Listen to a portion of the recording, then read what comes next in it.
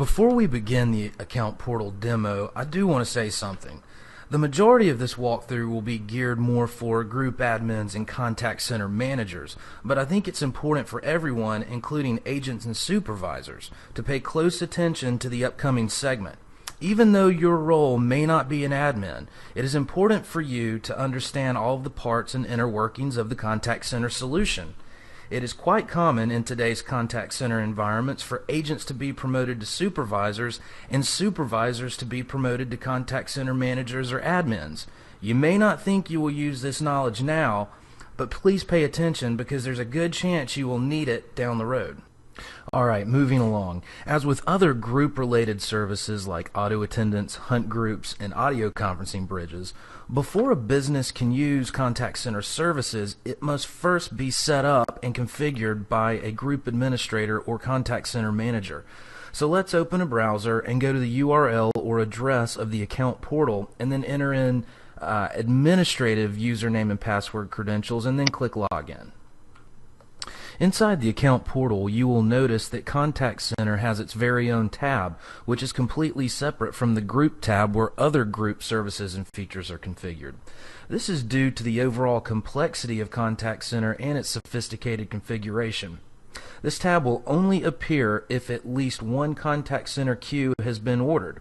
As with other group services, Contact Center must be ordered through sales or customer service before it shows up in the account portal. Once the order completes, admins or contact center managers will see the Contact Center tab. Clicking on the tab will direct the user to the Contact Center page. From here you can see a list of queues on the account, which shows the name and queue type as well as the 10-digit telephone number and or internal extension associated with each. Also visible on the Contact Center page is the Global Contact Center Settings section, which we will come back to and cover later in the tutorial, but back up to the queue list. So, before any call can be routed to, then processed and distributed by a queue, admins must run through an initial setup procedure for each, which occurs on the Edit page, accessible by clicking the Edit link. In the interest of time, I will not cover every setting you see here in detail, but I will touch on the main ones that are required to get the queue to a point where additional configuration can occur so it can begin its automatic call distribution functions. For a detailed explanation of all contact center settings, please reference the administration guide. For a queue's initial setup, please ensure that the queue has a unique name and its calling line ID first and last names are specified. These fields are required. Also, make sure the time zone is correct and the appropriate group policy is set. The group policy essentially defines how the queue is going to distribute calls to agents. For example, regular distributes incoming calls by hunting through agents in the order they appear in the list, starting from the top of the list each call. Circular is very similar to regular, but instead of starting at the top of the list, circular distribution selects the agent who follows the agent who received the previous call. And simultaneous simply alerts all agents in the list at the same time. The first agent to answer the call handles the call. We'll just go ahead and select, we'll go with circular. Next, we need to set the queue length, or the maximum number of calls that may be on hold in the queue at any given time. Default is 0, by the way. For this demo, we will set the value to 5 and skip down to the agent settings section.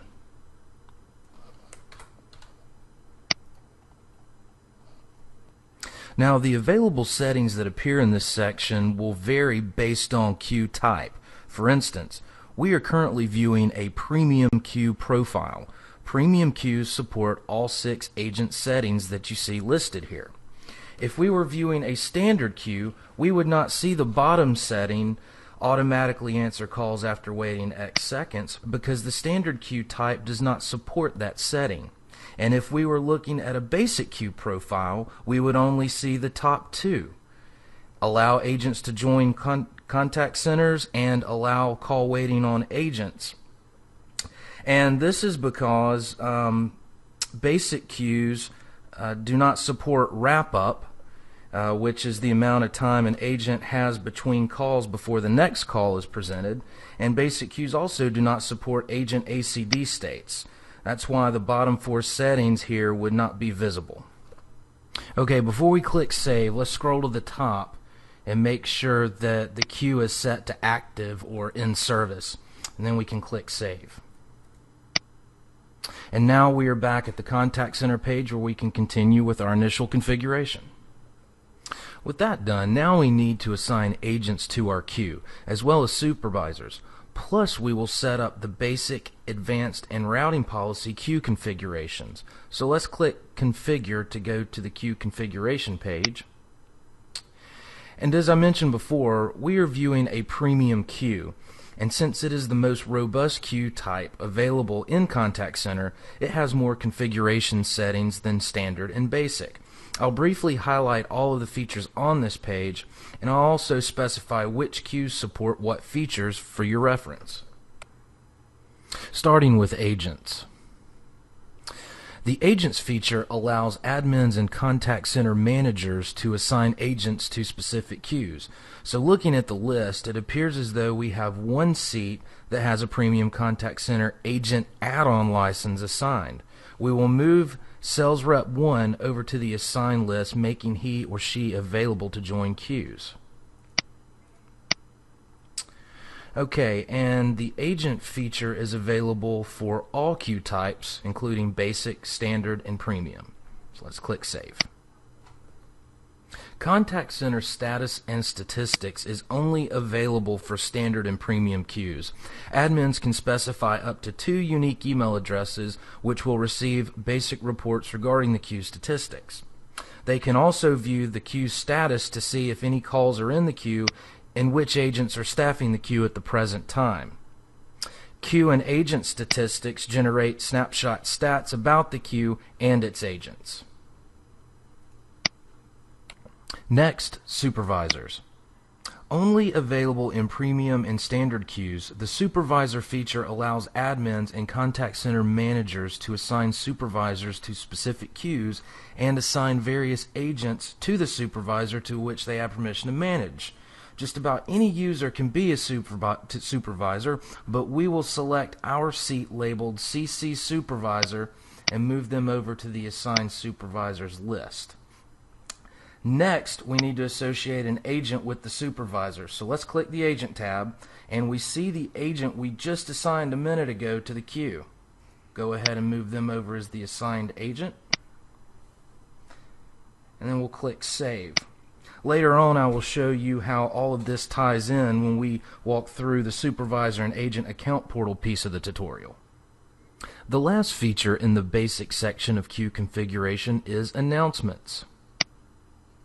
Supported by all queue types, announcements are system default or custom recorded audio messages that are played when callers enter the queue, are holding in the queue, and even when holding for specified times and long periods. Entrance messages, estimated wait messages, comfort messages, and on hold messages greatly improve the overall satisfaction of the caller. Moving down into the advanced configuration section and to the distinctive ring feature. The distinctive ring policy provides a distinctive ring to an agent when the call is routed from a queue and presented to them. Distinctive ringing can be used with casual Contact Center agents so they know the call is ACD related and not a direct dialed call. Different ringing patterns allow agents to distinguish between different queue calls as well. This feature is supported by all queue types. Next, dialed number identification service, also known as DNIS in the telephony industry. Now, I'm not going to spend a lot of time on this topic simply because DNIS is a complex and super customizable service, but I will say that DNIS allows a single queue to be used to distribute calls to agents and also to prioritize these calls so more important calls are distributed first. DNIS also allows calls to be tagged so an agent knows the number the caller dialed. Dialed number identification services are typically seen in third-party answering service call center environments, where the answering service is handling calls from multiple clients and they need the ability to distinguish between different client calls. DNIS is only supported by premium queues, and for more information, please reference the administration guide. Moving along to queue status notification. This premium-only feature provides a mechanism for sending queue statuses to agents based on thresholds, which allows the agent to see a visual indicator of the queue status and modify their call handling behavior appropriately. And the last feature in the advanced configuration section is called disposition codes. Another premium-only feature, call disposition codes give agents the ability to enter disposition codes for calls presented to them by the queue. These codes are used to track marketing promotions, capture the results of a call such as requires follow-up or issue resolved, as well as customer comments and feedback. Available disposition codes are configured by admins and contact center managers from the Global Contact Center Settings section of the Contact Center page. Now we'll cover the routing policy section, starting with force forwarding. A premium-only feature, the force forwarding policy allows calls to be temporarily diverted to a configured destination. This feature is useful in scenarios where there is an emergency or no agents are available to staff the call center.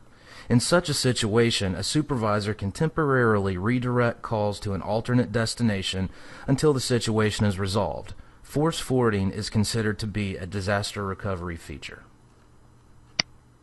Holiday service.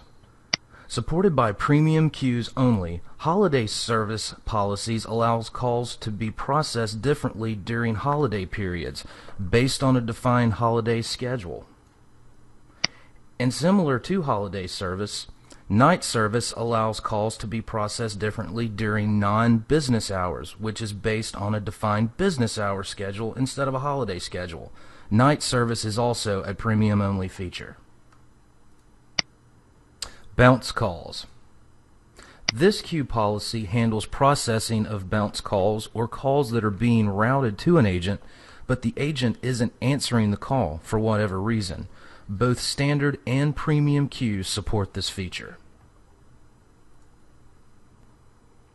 In the event calls are being answered under a specific threshold, the premium-only queued policy feature, Comfort Message Bypass, can be configured to override the comfort message or music set up in announcements if the call is expected to be answered quickly.